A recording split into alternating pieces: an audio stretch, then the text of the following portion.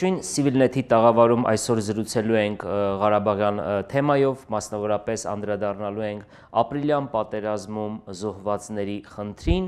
մեր ձեռքի տակ է Հելսինկյան քաղաքացիական ասամբլեայի Վանաձորի գրասենյակի պատրաստած զեկույցը, որը կրում է 2016 թվականի ապրիլին պատերազմական գործողությունների ընթացքում մահացած զինծառայողների մահվան հանգամանքների եւ նրանց ընտանիքների սոցիալական ապահովության վիճակի մասին զեկույցը եւ այստեղ տաղավարում իմ հետ է զեկույցի հեղինակը Արմինե Սադիկյանը, ողջույն Արմինե։ Նախ ուզում եի հարցնեի, ինչ նպատակ է հետապնդել այս զեկույցի պատրաստելը։ Ողջույն, շնորհակալություն հրավերի համար։ Զեկույցի հիմնական նպատակն է բացահայտել պատերազմական գործողությունների ընթացքում եւ դրանից հետո լարվածության ընթացքում զոհված, մահացած զինծառայողների մահանալու կամ զոհվելու հանգամանքները, որովհետև դա շատ կարևոր է հետագա ցանկացած մանիպուլյացիաներ կանխելու համար, ցանկացած այլ պատճառաբանություններ կանխելու համար եւ իսկապես նաև ընտանիքների համար, հարազատների համար է կարևոր, որովհետև նրանք կարիք ունեն իմանալու իսկությունը եւ կարիք ունեն իմանալու ինչպիսի հանգամանքներում են իրենց հարազատները զոհվել կամ մահացել։ Արմինե, մենք կարող ենք ասել, որ ձեր այս խոսքերը հաշվի առնելով եւ նաեւ զեկույցը հաշվի առնելով, որ պաշտոնական աղբյուրների նկատմամբ չկա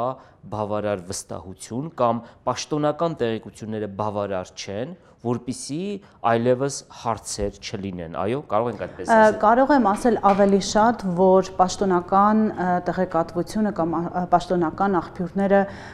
չեն բավարարում կամ գրեթե բացակայում են հանրության համար, թե հարազատների համար, այդ իսկ պատճառով անհրաժեշտություն է առաջանում եւս մեկ անգամ դրա կարեւորությունը ընդգծել նման ուսումնասիրություններով եւ անձամբ այցերով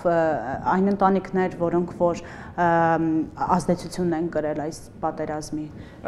Դուք փաստորեն կատարել եք, այսպես ասենք, տերմին այս օգտագործենք դաշտային աշխատանք, որտեղ այցելել եք մարդկանց, թեև նաև այստեղ զեկույցը կարդալուց հետո նաև կան բավականին շատ հղումներ, օգտվել եք նաև լրատվամիջոցներից, բայց անձամբ այցելել եք զոհվածների ընտանիքներ։ Խնդրում եմ այդ մասին պատմեք, ինչպես եք աշխատել եւ ինչպես եք այս զեկույցը պատրաստել։ Շատ լավ, ուրեմն տեղեկատվության հիմնական աղբյուրը, ինչպես դուք նշեցիք, հարազատներն էին, ընտանիքները, լրատվական միջոցները, որ այդ ամբողջ ընթացքում տարածել են տեղեկատվություն, տեղեկություններ, ինչպես նաև պաշտոնական աղբյուրները իհարկե, որոնց մենք դիմել ենք նամակով, բայց ամենակարևորը, որ մենք փորձել ենք հնարավորինս շատ ընտանիքների հանդիպել, ապրիլի 1-ից մինչև 30 ընկած ժամանակահատվածում զոհված կամ մահացած զինծառայողների։ Այսինքն կարողացել ենք ծածկել 8 մարզերի քաղաքային եւ գյուղական բնակավայրեր եւ Երևան քաղաքը, բացի Սյունիքից եւ Արցախի մասից, այն ընտանիքները, որոնք որ Արցախում են, չենք կարողացել այնտեղ այցելել, մնացած բոլոր մարզերը փորձել են գնալ եւ հնարավորինս շատ մարդկանց հետ հանդիպել։ Եվ ինչ կարող ենք ասել, իհարկե զեկույցը պետք է կարդալ, հասկանալ է, բայց եթե ընդհանուր այսպես պատկերը ներկայացնենք, ինչ կարող ենք ասել, ովքեր էին այս զոհված տղաները, որովհետեւ գիտեք, զոհված տղաների մասին հիմնականում կա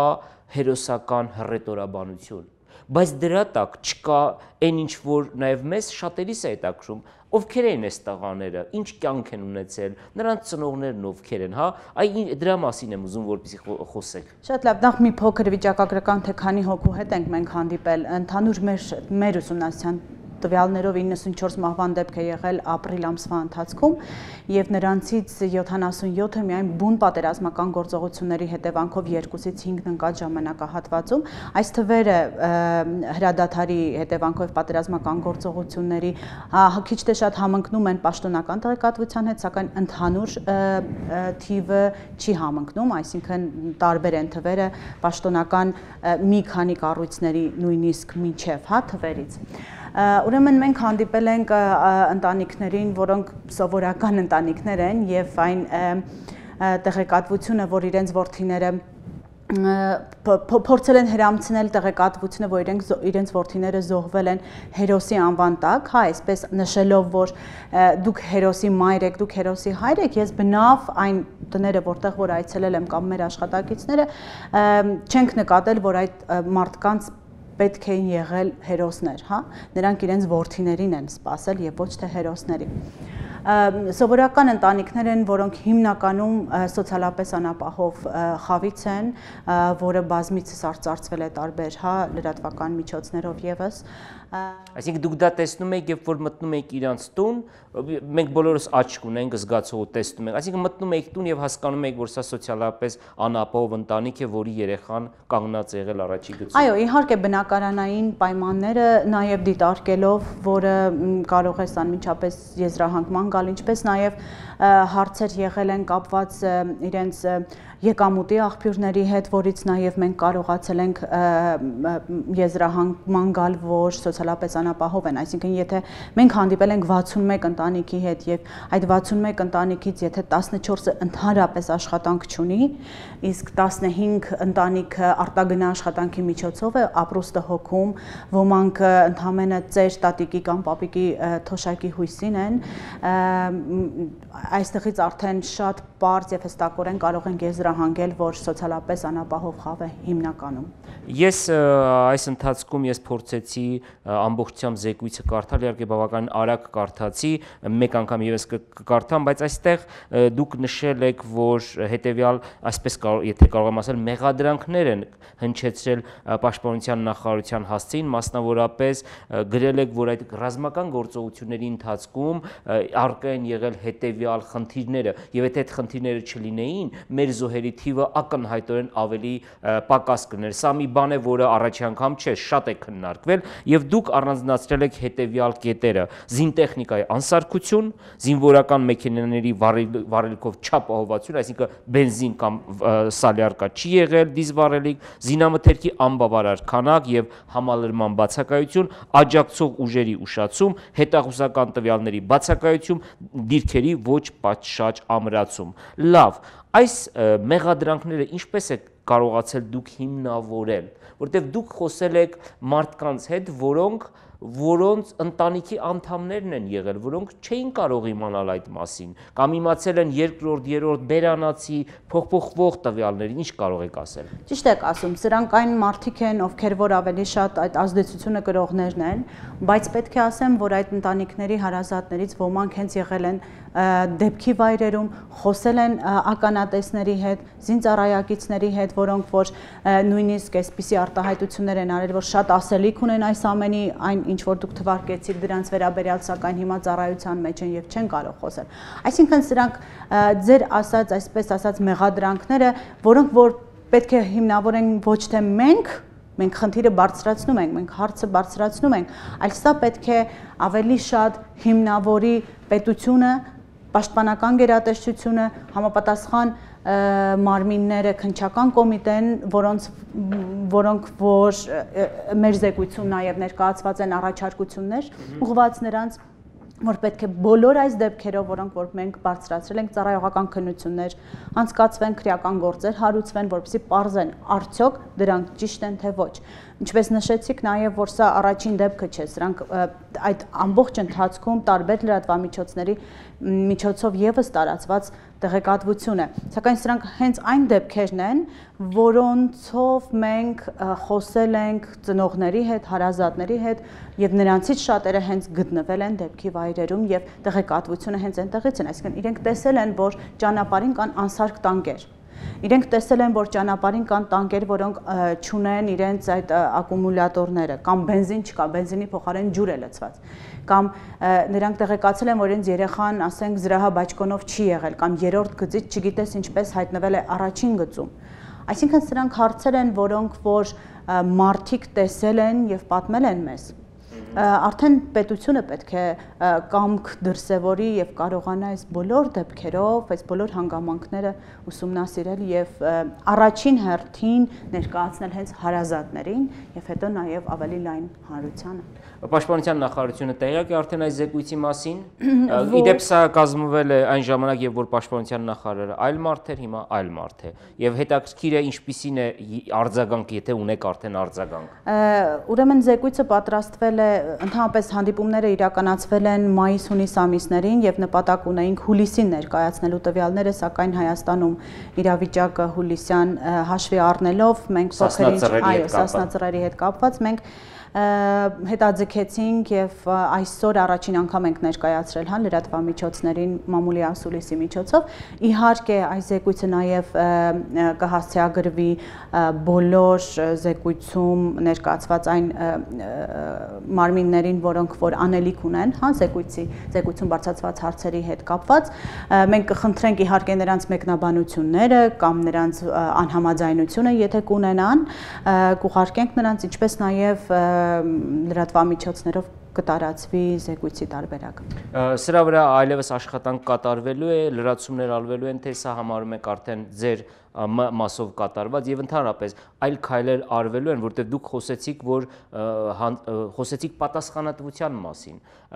Մի կողմից հասկանալի է, որ պատասխանատվություն պիտի լինի, բայց մյուս կողմից նաեւ հասկանանք, որ եղել է պատերազմ եւ պատերազմի ժամանակ շատ դժվար է ամեն դեպքում հասկանալ, մանավանդ որ մի կողմը բացակայում է, այսինքն կրակողը ադրբեջանական կողմն է եղել եւ այստեղ դժվար է պատասխանատվության բաժինը դնել հայկական կողմի վրա։ Իհարկե, բայց պետք է նաև հաշվի առնել, ինչպես նաև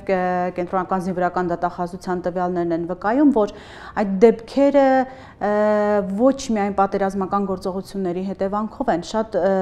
մոտ 21 դեպք, եթե չեմ սխալվում հիմա թվերը ասել, ներքին խնդիրների հետևանքով է եղել պատերազմական նույնիսկ ապրիլի ընթացքում, այո, այսինքն սա լուրջ է եւ այստեղ սա պետք է նաև հաշվի առնել այս ամեն ինչը եւ թող պետությունը ինքը այս բարձրացած հարցերի շուրջ իր պատասխանը տա, իր դիտարկումները անի եւ համապատասխան միջոցներ ձեռք առնի։ Եվ իմ վերջին եւ կներեք իհարկե ամեն ինչ չէ, որ պետք է վերագրել պատերազմին։ Դա շատ վտանգավոր է։ Եվ իմ վերջին հարցը դուք մարդկայնորեն ինչ եք զգում, երբ որ գնում եք այդ ասեցիք 61 տուն եք գնացել, այո, 61 դժբախտ մարդկանց տուն,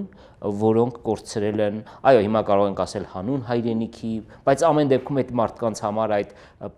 պաթոսը ազդեցություն գրեթե չունի, կամ շատ քիչ ազդեցություն ունի, նրանք իրենց որդիներին են ուզում, չէ՞։ Այդ դուք ինչ էիք զգում այցելելով այդ մարդկանց։ Իհարկե դա անպատմելի է, թե ինչ կարող ես զգալ եւ կարող ես պատկերացնել, թե նրանք ինչ են զգում, բայց նաև ողջունելի է այն փաստը, որ ոմանք իրենց մեջ ուժ են գտնում փորձելու հենց իրենց ուղղվածությունը դնել հանգամանքների բացահայտման վրա։ Ոմանք իհարկե տեղի են տալիս պաթոսին, հայրենասիրությանը, բայց ոմանք իսկապես շատ ուժեղ են գտնվում եւ փորձում են ճշտել այն բոլոր հարցերը, որ նրանք ունեն։ Ավելի շուտ նրանք չունեն նրանց այդ հարցերի պատասխանները։ Եվ մենք իհարկե ոմանց գործերով ներգրաված ենք,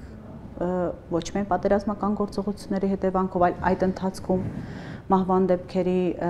արդեն քրեական գործեր են հարուցվել։ Կան իհարկե կան քրեական գործեր հարուցված, կան որ տեղյակ չենք հենց այդ նույն պաշտոնական տեղեկատվության բացակայության պատճառով, որովհետև նման տեղեկատվությունը սովորաբար պաշտպանական գերատեսչությունը համարում է ծառայողական կամ պետական գաղտնիք։ Շնորհակալություն եւ ավարտելով ես ասեմ, որ մի նույն խոսքը մեջ բերենք պատերազմի առաջին զոհը ճշմարտությունն է եւ բոլոր պատերազմներում գրեթե անհնար է լինում այդ ճշմարիտ պատկերը վերականգնել, իսկ ես հիշեցնեմ մեզ դիտողներին, որ զրուցում էի Հելսինկյան քաղաքացիական ասամբլեայի Վանաձորի գրասենյակի աշխատակից Արմինե Սադիկյանի հետ, ով պատրաստել է զեկույց, որը կրում է 2016 թվականի ապրիլին պատերազմական գործողությունների ընթացքում մահացած զինծառայողների մահվան հանգամանքների եւ նրանց ընտանիքների սոցիալական վիճակի մասին, իսկ դուք շարունակեք հետևել Civilnet-ին։